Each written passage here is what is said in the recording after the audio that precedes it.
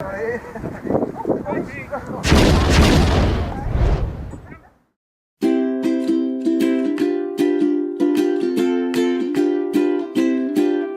there, watchy people. How is it going? Welcome back to Kaine's Flogs, and I am just working on my little Ishin wizard here because my batteries have arrived, so I can actually start doing stuff.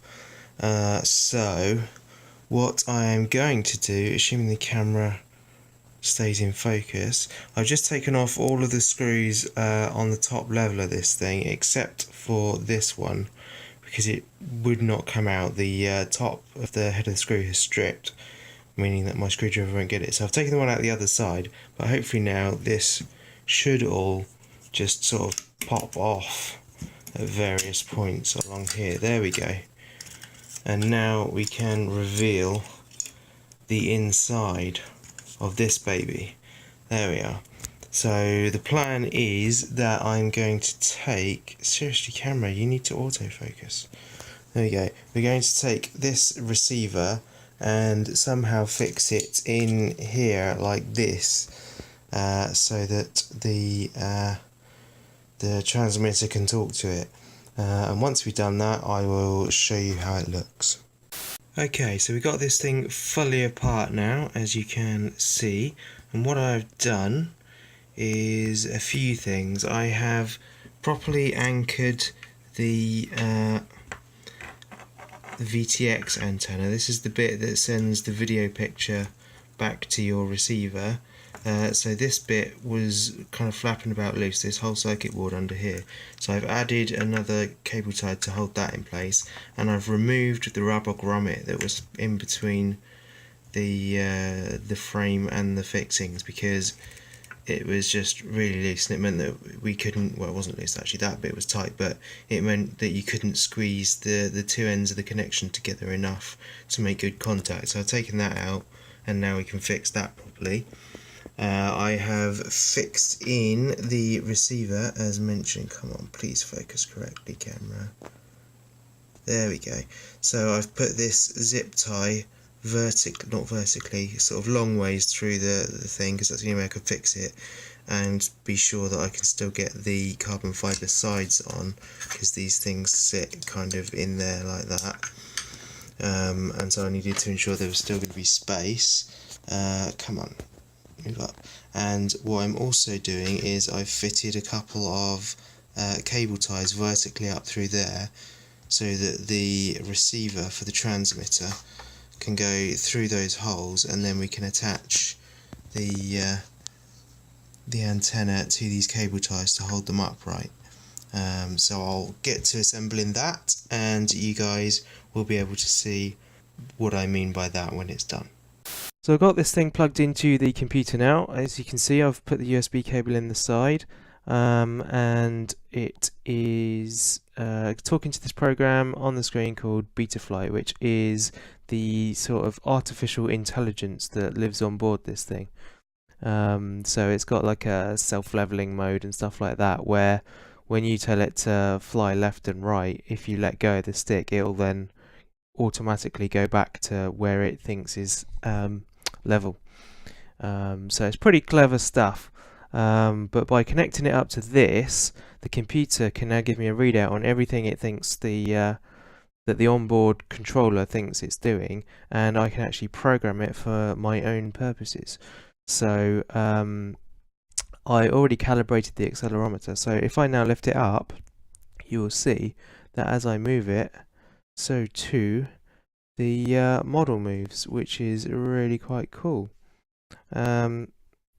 So yeah, I'm pretty chuffed with that. That looks like, if you were one of the sort of tech dudes in a spy movie, then you'd have this sort of thing going on your screen. So yeah, you can pretend you're cool even if you don't know anything about it, like me. But yeah, that's pretty cool. So that proves that it's connected up and working. I didn't do anything in here, or I did do a bit in here actually. These numbers like tell you how much effect your controls have on it. So if you have, I think it's the super rate mainly and the expo, if you have those numbers lower, then it means the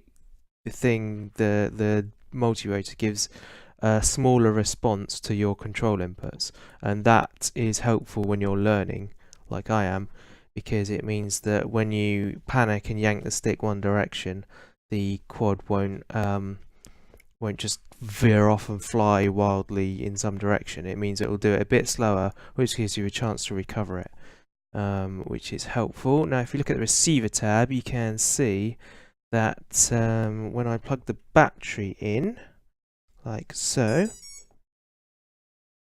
and then turn the controller on, then you will see that as I move the sticks, you can see all the inputs doing things, and the little picture on the right shows you how it behaves when I do that. So if I get it more or less level, like so, you can see that by moving the stick forward, I can tilt it forward, back, it flips back, sideways, like that, just like a helicopter in GTA. It's nice and simple. And this stick over here, sideways, will spin it one way or the other way, and obviously it doesn't have a picture for the throttle, but you can see that the blue bar up the top is going up and down to represent the throttle, so that's pretty cool. The modes tab, I have, oh yeah, when I was on this one, by the way, I calibrated all of this channel by channel. I worked out what was what, and I set the midpoints, and I set the low point and the high point to the maximum range on the controller, so that everything is as fine and as accurate as is possible to be, which is cool. On the modes tab, the main important one that I wanted to get sorted is this arm one up the top. So you can see as I flick this switch up here, you'll see the orange on the top line goes on and off, and you can see this little bit right here moves from up there to down there. Now when this switch is down, and I shouldn't have the blades attached to the machine at this point, that means the thing is armed. So if I slightly move, there you go, slightly move the throttle, you can see that they spin as you would expect it to. As soon as I hit that switch, it won't do anything, so it's nice and safe. So if I get in trouble when I'm flying, I can just flip that switch up, and the thing will drop from the sky, and it won't hurt anyone unless there's someone directly below it, which there shouldn't be. And the other one is this switch over here. It's got 3 positions, and you can see air mode is basically acrobatic mode, so there's no self-leveling, no computer control whatsoever. You're on your own, you're literally flying it. Yeah, when you send it right, it will just keep going right. You have to steer left to level it out yourself. So that's the true flying mode. That's way beyond my capabilities right now. So the first position I've set up to angle mode, which, as I've told you, is self-leveling. Then the middle, when I switch down here, it goes to the middle. Puts it into horizon mode, which is a happy medium between the two of those. So angle mode will self-level and won't allow any like extreme acrobatics or anything. Yeah, if you yank the stick all the way to the left, it'll just bank harshly, and then when you let go, it will return itself to level. In horizon mode, you do the same thing and it will flip. It'll let you flip it entirely, but when you let go, it will still try and level itself. So as long as you don't let go upside down, I don't know what would happen there, it'll probably just fall out of the sky and crash. But once you've flipped and gone all the way around, it should auto level itself after that. So it's kind of like a safety net mode, I think. And then obviously when it's down the bottom, none of those modes are active, which means the default mode, air mode, is active, and that means it's dangerous. It's the difficult one. So yeah, I'm going to be flying with the switch up there for quite a long time, I should think. And yeah, so basically the only thing left to do is to fire it up and have a play.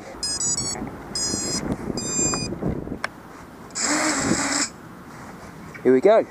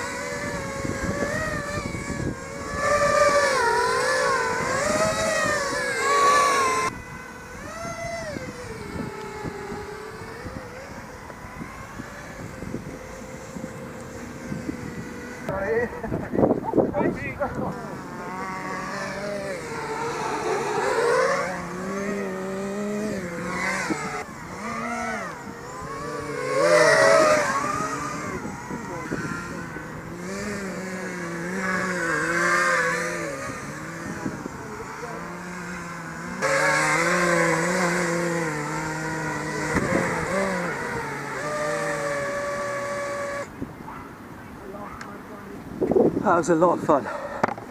We got the odd bent blade, which is quite cool, but a little bit of grass and mud caught in it, which is to be expected, but it proves we've had fun. That was very cool. This thing is fast and it is not as easy to control as, well, I expected it to be hard to control, to be honest, but yeah, it's tricky. It's going to take a lot of practice, but actually I let it fly a long way away and I had to go chase it and get it back, but I was still like 80% in control of it when I took it down at that point. That was good fun, and yeah, playing with it over here, it caught the wind and went the wrong way, but I managed to loop it back and around myself and picked up control again. The important thing was to just not panic, which is so easy to do. Like it starts flying off somewhere and you just go ah, and then you push all the levers and it just goes mental. I think that's the main thing that the last two quads, the smaller ones, have taught me, so it's definitely worth having the experience of those two. I had a lot of fun, and yeah, I can see that it's going to be fun, and I can't wait to get a live feed recorded so that I can actually pilot it around and do some camera work and maybe go.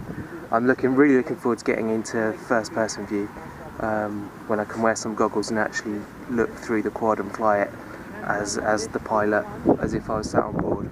That's going to be awesome. But thanks for watching, guys, and I'll see you in another vlog sometime. Bye!